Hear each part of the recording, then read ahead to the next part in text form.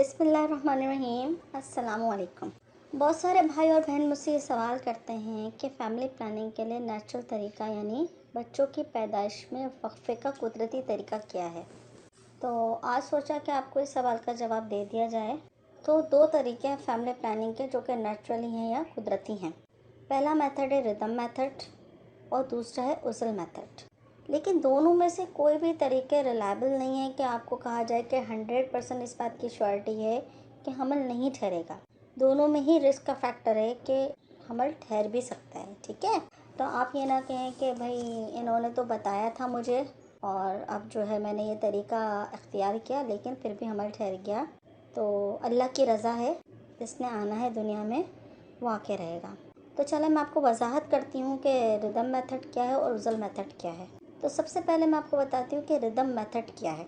Rhythm method ये है कि औरत से उन अयाम में दूर रहा जाए जिसमें हमल ठहरने के ज़्यादा से ज़्यादा इम्कानात हैं कि अगर हम बिस्तरी की गई उन अयाम में तो बच्चा हो सकता है, जिसे कहते हैं अनसेफ पीरियड। और अनसेफ पीरियड क्या है, चलो मैं आपको सेफ पीरियड बता देती हूँ। तो उसका जो अपोजिट होगा वो क्या होगा, अनसेफ पीरियड होगा।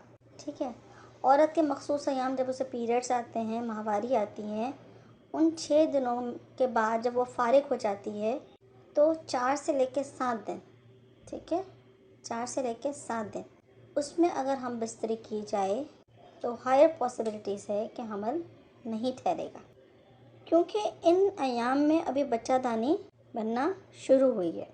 लिहाजा अगर इन अयाम में हम बिस्तरी की जाए तो मुमकिन है कि बच्चा ना ठहरे।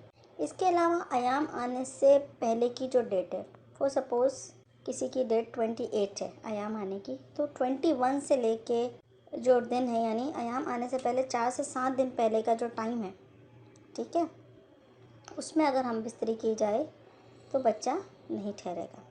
ये सिर्फ मैं आपको बता रही हूँ कि ये पॉसिबिलिटी है कि बच्चा नहीं ठहरेगा, लेकिन ठहर भी सकता है। कोई 100% इस बात की श्योरिटी नहीं है कि वाकई में अगर इस तरीके पर अमल किया तो हमल नहीं होगा, हमल हो भी सकता है। ठीक है, जो हाई रिस्क डेज़ हैं उसके जिसमें मुमकिना ये पॉसिबिलिटीज़ हैं वो अयाम आने के बाद का 12वां, 13वां और 14वां दिन है। 14वें दिन अगर हम बिस्तरी की जाए तो 99% चांसेस होते हैं कि बच्चा हो जाएगा, क्योंकि अगर कोई ऐसा जोड़ा डॉक्टर से मशवरा करता है जिसके यहाँ औलाद नहीं हुई तो डॉक्टर्स भी उसे 12वें अयाम के बाद 12वें, 13वें और 14वें दिन मुबाशरत या हम बिस्तरी का मशवरा देते हैं।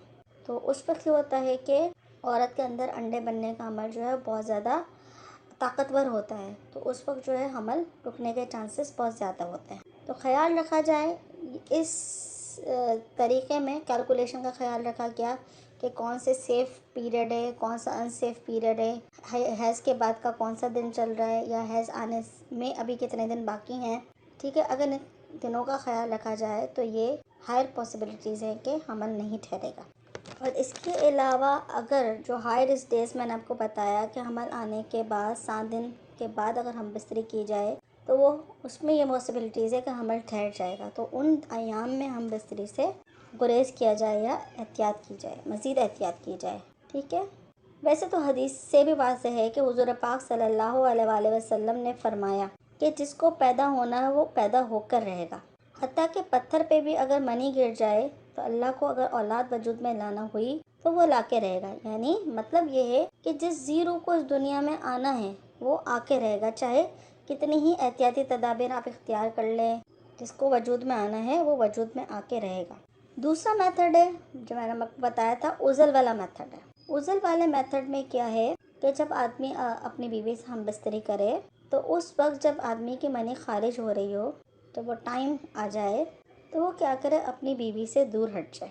इस मामले में ये है कि अगर वो दूर हट गया तो हम बिस्तरी के बाद हमल ठहरने के इम्कानात कम से कम हैं, यानी 76% चांसेस हैं कि उसके यहाँ औलाद नहीं होगी।